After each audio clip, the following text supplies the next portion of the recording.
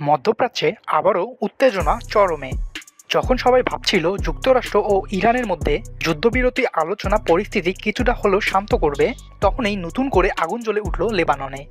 Israel আবারও হামলা চালিয়েছে, আর এই হামলা শুধু একটি সামরিক ঘটনা নয়, এটি পুরো অঞ্চলের ভবিষ্যৎ নিয়ে নতুন প্রশ্ন তৈরি করেছে। এই ঘটনাটি এমন এক সময় ঘটেছে যখন কূটনৈতিকভাবে শান্তির পথ খোঁজা হচ্ছিল। ফলে অনেক বিশ্লেষক বলছেন, এই হামলা আসলে শুধু টার্গেট ধ্বংস করার জন্য নয়, বরং একটি শক্ত বার্তা দেওয়ার জন্য। অর্থাৎ যুদ্ধবিরতি আলোচনা চললেও মাঠে বাস্তবতা আলাদা, এটাই দেখানো হচ্ছে। লেবাননের বিভিন্ন এলাকায় টানা বিমান হামলায় আবারও আতঙ্ক ছড়িয়ে পড়ে। বিস্ফোরণের শব্দ, ধোঁয়ার স্তম্ভ, সব মিলে পরিস্থিতি দ্রুত নিয়ন্ত্রণের বাইরে চলে যেতে শুরু করে। সাধারণ মানুষ, যারা কিছুটা স্বস্তি পাওয়ার আশা করছিল, তারা আবারও অনিশ্চয়তার মধ্যে পড়ে যায়। অনেক জায়গায় উদ্ধার কাজ ব্যাহত হচ্ছে, হাসপাতালগুলো চাপের মুখে পড়ছে। অন্যদিকে তেহরান সমর্থিত হিজবুল্লাহ জানিয়ে দিয়েছে তারা থেমে নেই। ইসরায়েলের উত্তরা অঞ্চলে তারা নিয়মিত ড্রোন ও মিসাইল হামলা চালিয়ে যাচ্ছে।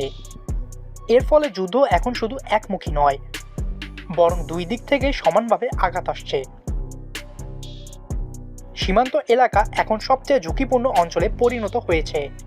এই পরিস্থিতির মধ্যেই ইরানের পক্ষ থেকে একটি গুরুত্বপূর্ণ বার্তা এসেছে।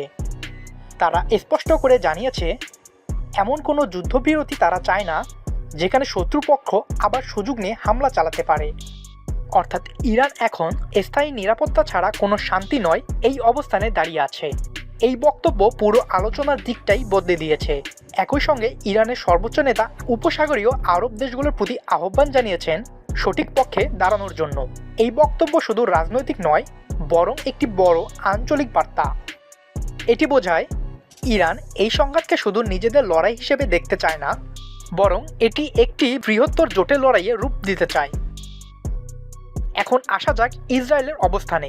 প্রধানমন্ত্রী বেঞ্জামিন নেতানিয়াহু স্পষ্টভাবে জানিয়েছেন, লেবানন এই যুদ্ধবিরতির অংশ নয়। তাদের প্রধান লক্ষ্য হিজবুল্লাহকে দুর্বল করা বা নিরস্ত করা, আর এই লক্ষ্য পূরণ না হওয়া পর্যন্ত সামরিক অভিযান চলতেই থাকবে। এই ঘোষণার মাধ্যমে একটি বড় বাস্তবতা সামনে আসে। একই সময়ে শান্তি আলোচনা এবং পূর্ণ মাত্রার যুদ্ধ একসাথে চলছে। একদিকে আলোচনার টেবিল, অন্যদিকে যুদ্ধক্ষেত্র। এই দ্বৈত বাস্তবতা পুরো ব্যাপারটিকে আরও জটিল করে তুলেছে। এদিকে লেবাননের প্রধানমন্ত্রী নাওয়াফ সালাম খুব শীঘ্রই ওয়াশিংটন সফরে যাচ্ছেন।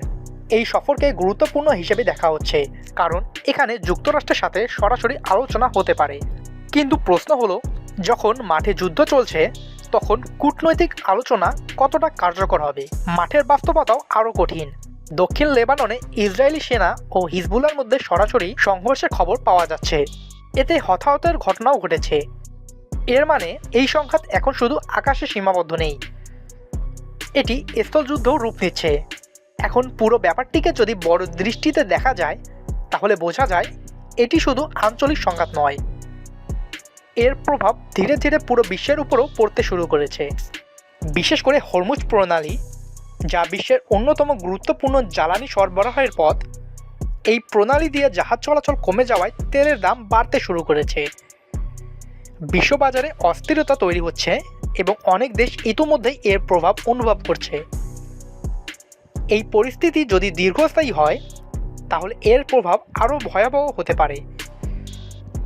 তেলের দাম বৃদ্ধি মানে শুধু জ্বালানি খরচ বাড়া নয়, এটি পুরো অর্থনীতিতে চাপ সৃষ্টি করে। পরিবহন, উৎপাদন, খাদ্য সবকিছুতেই এর প্রভাব পড়ে। এখন প্রশ্ন, এই যুদ্ধ কোথায় গিয়ে থামবে? একদিকে যুক্তরাষ্ট্র চায় পরিস্থিতি নিয়ন্ত্রণে রাখতে, অন্যদিকে ইরান বলছে নিরাপত্তা নিশ্চিত না হলে তারা পিছু হটবে না। আর ইসরায়েল তাদের সামরিক লক্ষ্য অর্জন না হওয়া পর্যন্ত অভিযান চালিয়ে যেতে প্রস্তুত। এই তিনটি অবস্থান একে অপরের সাথে সরাসরি সাংঘর্ষিক, ফলে কোনো সমঝোতা তৈরি হওয়া কঠিন হয়ে পড়ছে। আর এই কারণে যুদ্ধ থামার পরিবর্তে আরও জটিল এবং দীর্ঘমেয়াদী হয়ে উঠছে। সবশেষে একটি বিষয় স্পষ্ট, মধ্যপ্রাচ্যের এই সংঘাত এখন এমন এক পর্যায়ে পৌঁছেছে যেখানে প্রতিটি সিদ্ধান্ত, প্রতিটি হামলা, প্রতিটি বক্তব্য নতুন উত্তেজনা তৈরি করছে। যুদ্ধবিরতির আলোচনা চলছে, কিন্তু বাস্তবে যুদ্ধ থামছে না, বরং প্রতিটি দিন পরিস্থিতিকে আরও অনিশ্চিত করে তুলছে। এখন সবচেয়ে বড় প্রশ্ন, এই যুদ্ধ কি সত্যিই কোনো এক সময় থামবে, নাকি এটি ধীরে ধীরে এমন এক সংঘাতে রূপ নেবে যা পুরো অঞ্চল এমনকি পুরো বিশ্বকেও প্রভাবিত করবে?